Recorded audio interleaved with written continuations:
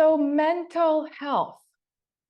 Before I want to give you 3 pillars of really good mental health, what I learned, what works for me, what works for people I work with, I want to say what happens to our mind and where the challenges with mental health actually start. So the top one place where our minds get any sort of challenges, any sort of disorders, it's our childhood, and particularly growing up surrounded by people that are not good with their mental health. The really number one reason why our mental health since the beginning has an impact, it's being around people who have issues with their minds. Either it's attention deficit disorder, either that's depression, either that's certain levels of dissociating that our parents have, tremendous amount of stress that our parents might have. All of that, their mental state is the first thing that impacts our mental state, period. From all people I've seen, worked with different types of mental health challenges, the roots still go back to in which environment we were brought up. And if it was like really stressful, schizophrenic, back and forward, ups and downs all the time, this is how our minds become wired, unfortunately. So I can relate myself, and I guess many of you can relate, that in that time, when we are little, we have absolutely no agency against how to manage people and their mental health around us. So the only thing that happens is just we start matching their disorder somehow. We're getting stress, or we get attention deficit disorder, etc. Right? So this is where it starts usually. That's top number one, where mental health challenges begin. Of course, then there is top two, is any sort of trauma. It can be absolutely any sort of trauma. Just to give you example, one of my traumas and reasons why my mental health was impacted was just moving from school to school too many times and going through different level of relationship with people there and how they were perceiving me, and different classes as well. I moved from a simple school to a kind of prestige school, and that was not good for me actually at the end of the day. So any sort of trauma that we went through is the top two why our mental wellness can really be not there for us.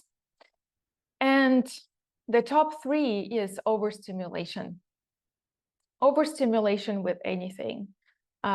Just too much pressure to be a good student, too much pressure to get a good job, too much pressure to study, too much pressure to do many things at the same time, just too much. When we get very overstimulated or overwhelmed by the amount of information we are absorbing and receiving, this is what really impacts our mind as well. So first, mental health challenges of our caretakers, any sort of trauma, and overstimulation or overwhelm, mental overwhelm. This is top three where usually it starts, right? And let's just take a breath with that information. It's kind of a specific energy that immediately kind of starts a little bit, activating the mind and spinning us a little bit. We can just feel almost lit up on kind of remembering what happened to us. So just take a breath if you're listening to this live or you're watching this recording, take a deep breath and just take a moment to ground all of it. Ground. Come back to the present moment. Settle your awareness behind your eyes. Feel your breath. Feel yourself back in the body. It's all good. Come back here. Come back to the now. And another breath. So just that understanding, that knowing, that awareness where things begin can help us to unwind it, can help us to change it. So in the three major pillars that I will offer you today to help your mental state to start healing the mind, I want to mention that there is one that is always there. I will not even add it to the top three. So it's kind of that non-negotiable pillar is doing therapy, working with coaches, mentors, actually asking for support and having someone who can help us, having someone who can guide us, right? That's just basic. That must be there and that should be there. There must be people who will be there for us to take us through the turmoil, through the mental typhoon, right? So we need to have those people who can just help us to get out of deficit disorders, depression, dissociation, and just feeling lost and, lost in the jungle, in the labyrinth of the mind. So I said that, please take it seriously. Your mental health is not a joke. And, when we have stomach issues or heart disease, we immediately go to the hospital. But we don't do that often when we have challenges with our mind, when mind is really not allowing us to live a happy, bright life and enjoy the present moment, right? And actually, the core of mental health is being able to be in the present moment, not in the story, not in the drama, not in the past, not in the future. The core of mental health is to be able to be here, to be able to see things clearly, to be able to be in the here and in the now, no matter what. So let's open the pillar number one. The pillar number one is, of course, silence and meditation. Why silence? Because the external silence really supports the internal silence. And finding quietude, listening less to radio, phone, music, podcasts, audiobooks, listening less to the news, to the TV, to what other people talking, kind of lowering down this external noise gives tremendous break to the overstimulated and overwhelmed minds. So sometimes when I find myself alone at home, I just turn everything off.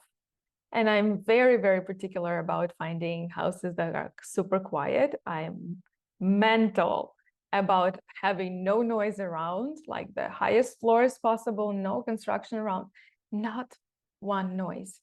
And I just sit and I let myself soak in that silence. I specifically, intentionally create containers for myself to soak in silence. Of course, I've been to silent meditation retreats, and I have to say that's just unbelievable spa for the mind. Is just absolutely healing. But you can create that silent space intentionally for yourself. What also I love is headphones that have noise cancellation. If you're in a busy city, just try to put those headphones, if you have, on noise cancellation. Just walk, hearing nothing, hearing just your heartbeat. just hearing no noise. What also I love is diving. When you go under the water, and when you go under the water, all you can hear is just your breath. Just even if you're snorkeling, if you put the mask and the tube and your ears are underwater, you will be hearing that silence. Like it's just a space where you can see the present moment, where you can experience your breath, when you can hear only yourself. That's really, really beautiful. And meditation. Now, meditation, everyone knows that meditation is good for your mental health. Having said that, in my experience, not every meditation is good for your mental health. Sometimes when I'm listening to someone's meditations, they never stop talking. It's just da da da da da da da da da da da da da. It's sometimes these meditations are even more overwhelming. Like you just want to pause just to have silence again, not to listen to all the time guidance. So I would recommend really simple, very easy meditations that actually give you mental space, not overwhelm you with even more, go there, do this, do that, focus on this, focus on that. Meditation is nothing more than turning your attention onto yourself and just holding that attention on yourself, right? That's meditation. When your mind starts going into all those places and distracting itself, that's already not meditation. So many things that we're doing today that are called meditations, they're actually not meditations. They're just kind of healthy distractions. But true meditation is really when your attention is pointed onto yourself, your attention is inwards, and you're just staying there. You're just being there. You're just holding that moment. You're just present. And again, you don't need super special tools for that. You can have your headphones, ideally with noise cancellation, and you can just sit 10 minutes, 15 minutes, just feeling your breath, feeling your body, and listening to yourself, right? So it can be really super simple and easy. That's pillar 1, soaking yourself in silence. At any possible opportunity, turn the noise, even the air sea noise sometimes is really intense.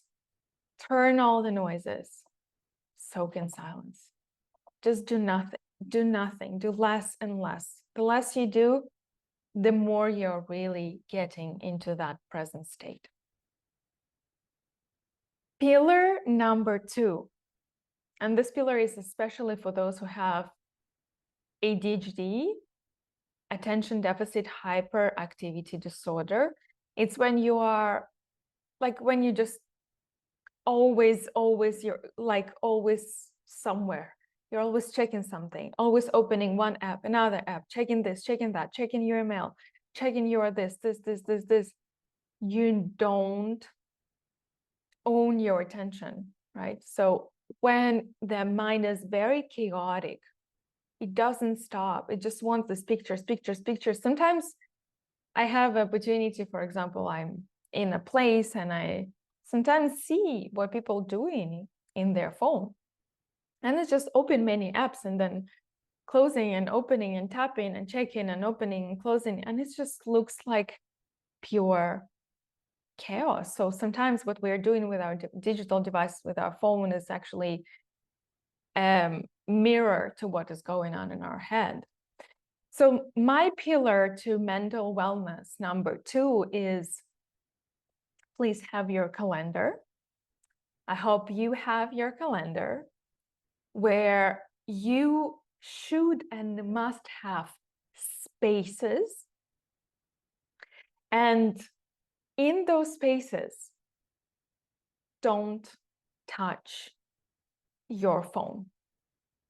Stare at the window, go for a walk, lay down on your bed, have just a cup of tea by yourself. Have spaces between things. Sometimes, you know, the more people have anxiety, or the more they're trying to kind of make use out of the day and be very efficient, and to go there and to talk to that person and finish that project and call this and text that and email this, and then your calendar just looks like pure chaos. And this is how your mind becomes pure chaos, because the more things you're keeping in mind, the more you're juggling with, the more it impacts you, right, mentally. And in your calendar, if you really are serious about mental wellness, you must put your meditation. If it's not in your calendar, it's not going to happen, because in your calendar, you will prioritize coffee with a friend, you will prioritize your manicure, you will prioritize anything, but not meditation. And maybe you want to do your meditation. Maybe you want to give yourself space and sit in silence, but you will just not do it because there was no space in your calendar. It was not in your agenda. So I would suggest very strongly, get used to having mental space moments, spaces without stimulation, preferably spaces in silence, or meditation spaces right in your agenda. And I would recommend minimum 3 in the first part of the day, in the middle of the day, at the end of the day, at least 15 minutes each. Those spaces is just to stop the stimulation. And if you take it one step further, you can even make it bigger. You can even make it longer, those spaces between next thing. What is the next thing? What is the next thing? And especially the worst is trying to be everywhere at the same time. You know, be there for that person and then go into that class and then just be everywhere at the same time, not miss anything. And then by the end of the day, you don't remember yourself. You just get lost. Where have you been? Where your mind have been? And then you need to kind of start collecting that mind from all those places it has been, right? So please, today, take your calendar, schedule silent space, silent tea space, meditation space. If you can schedule a 30-minute space out of 3, one 30-minute space that you would just take 5 minutes to ground, then you would have a 20-minute meditation, which is really a minimum. And then you would have a 5-minute space to land after meditation. These 30 minutes can be the most efficient, the most productive, and the most useful 30 minutes of your day. At least in my experience, if I don't have those 30 minutes during the day, I feel like my day is actually wasted. I didn't come back to my still conscious presence and awareness. And therefore, I'm just running through time. I'm running through life. I am not there in my life, right? I'm not present at all. And when we are not present, we cannot give love to others properly. We cannot actually do anything with quality properly, because to do something with quality, we actually need to be present there 100%. So schedule those things in your calendar and in your agenda. So the last thing, the pillar number 3, and it's really important pillar. Even if you will not do any of the 2 previous pillars, but if you will do this pillar, it can still tremendously benefit your mental health. And that is, surround yourself with people that are grounded, that are quiet, that are calm, that are present. Surround yourself with mentally healthy people. Surround yourself with animals. Surround yourself with those activities, those things, those places, and those beings that bring you calm, that bring you into the present moment. Okay, so your environment is such a huge and impactful thing. If you spend too much time surrounded by people who are not good in their mental state, who are very anxious, who are overstimulated, whose mind is scattered, you will actually also go probably down that path.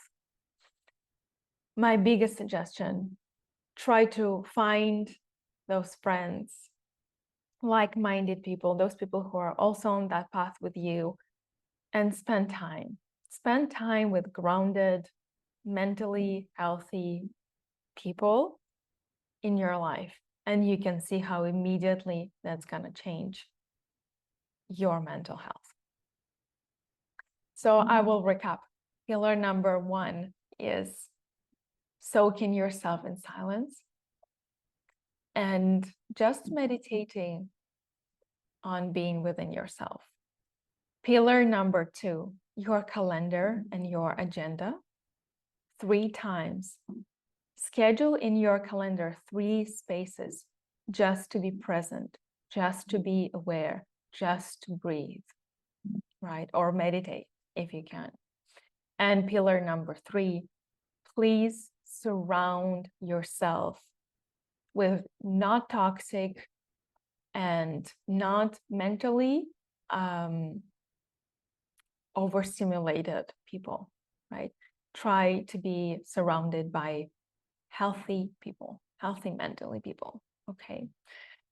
I hope this helps, and this is definitely just the beginning.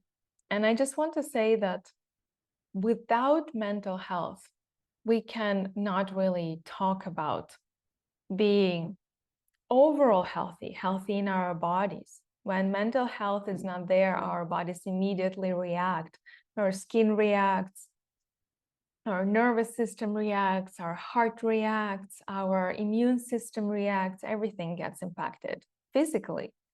When our mental health is not in place, we cannot talk about creating healthy and profound relationship, friendships, and family relationships, love relationships. And definitely, before we start our spiritual journey, before we embark on our spiritual quest and really start awakening to ourselves, right? The mental health needs to be taken care of. I see a lot of situations where people embark on their spiritual quest, are doing ayahuasca, are doing plant medicine or drugs, or doing a lot of psilocybin and doing all this kind of things before doing those 3 basic things, right? Or 4, it's also working with a therapist or mental health practitioner. That doesn't usually bring good results, or doesn't really bring results that we want to bring.